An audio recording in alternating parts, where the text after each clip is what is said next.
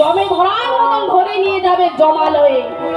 তো মাগো আপনারাই বিচার করুন, ইঁদুর হবে না বিড়াল হবে?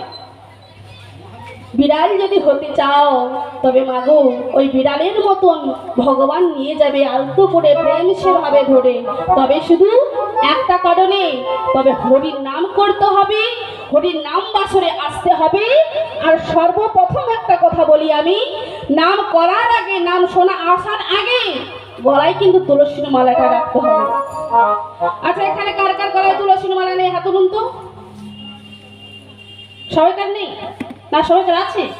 ও আছে বলে কেউ আর হাত তুলে না। তা মাগো তুলসীর মালাটা রাখলে, কারণটা তুলসীর মালা যদি আমরা গলাতে ধারণ করি তবে কি হয় না, ভক্তি আসবে, ভক্তি দেবী আসবে।